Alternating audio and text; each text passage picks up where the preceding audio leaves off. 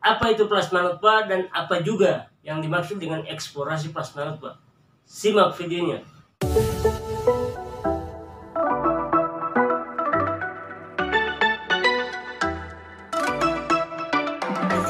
Hai teman-teman semuanya, jumpa lagi dengan channel Karyaman. Kali ini saya akan menyampaikan tutorial tentang eksplorasi plasma nutpa. Nah, teman-teman biasanya masih mencari tahu apa yang dimaksud dengan plasma nutpa dan apa pula yang dimaksud dengan eksplorasi. Eksplorasi plasma nutpa itu adalah terdiri dari dua kata, yaitu eksplorasi dan plasma nutpa.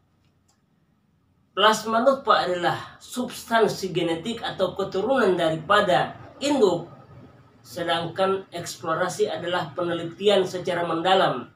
Jadi kalau kita sambungkan, eksplorasi plasma nutpa adalah penelitian secara mendalam, mengadakan observasi, pengamatan, serta berbagai macam kegiatan yang ada di dalamnya terkait dengan substansi genetik yang ada pada pohon induk tersebut. Nah, apa tujuan daripada eksplorasi itu, teman-teman? Tujuannya adalah untuk menemukan klon unggul lokal yang ada di negara kita, yang kemudian kita daftarkan. Kenapa kita harus daftarkan varietas yang ada di negara kita atau klon unggul lokal yang ada di negara kita? Karena dikhawatirkan jangan sampai bibit daripada jenis unggul lokal tersebut kemudian dibawa ke luar negeri, yang tumbuh dan berkembang biak di sana lalu didaftarkan oleh negara lain bahwa itu adalah milik kekayaan mereka, padahal itu adalah kekayaan daripada negara Indonesia, utamanya di daerah-daerah tertentu mempunyai kekayaan plasma nutpa yang perlu kita lakukan observasi, pada akhirnya kita lepas sebagai varietas kekayaan milik negara Indonesia. Daftar varietas yang ada di negara kita, saya ambil contoh dari padi, varietas Inpari. Kalau pada jagung yaitu BC 222, lalu ada BC 816. Nah, ada lagi teman-teman dari pohon durian, dari tanaman durian, yang paling populer itu adalah Musang King dan Montong. Ini entah sudah lepas, belum ditemukan materialnya dilepas tahun berapa. Yang jelas ini adalah klon unggul lokal. Kita masuk pada tahap eksplorasi.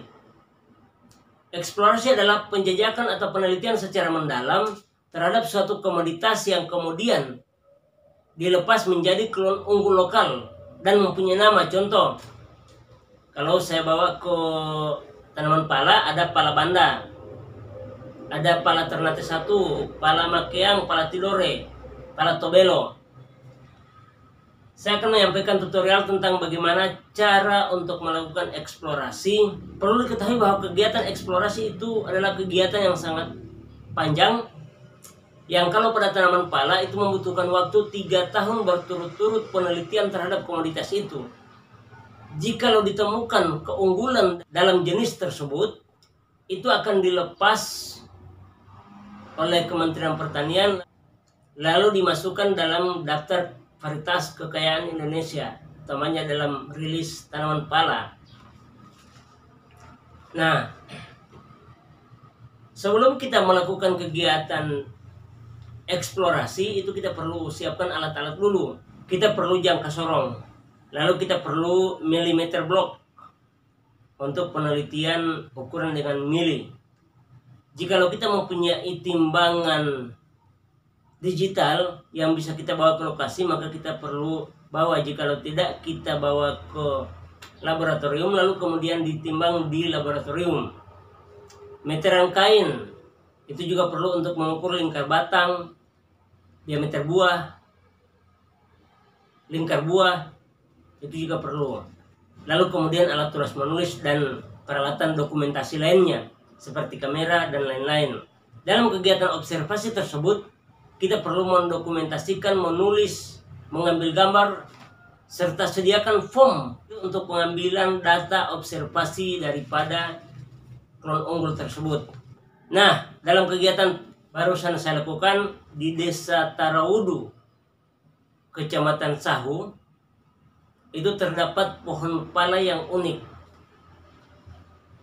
terdapat pala 20 kan dewasa, itu batangnya dengan lingkar batangnya 20 kan dewasa. Kalau saya ukur kemarin sekitar 180 cm. Cukup besar teman-teman. Lalu tingginya mencapai 80 meter. Nah,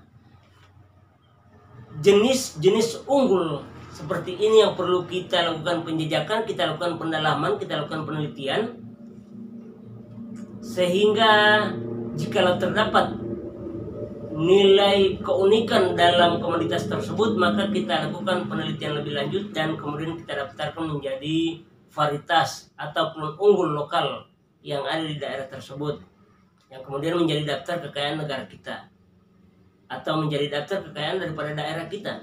Oke teman-teman, mungkin sekedar itu tutorial yang saya sampaikan kali ini. Jika ada kurangnya, tolong komentar di kolom komentar di bagian bawah. Kira-kira bagian mana saja yang masih perlu dijelaskan, dan saya akhiri videonya, dan bye-bye.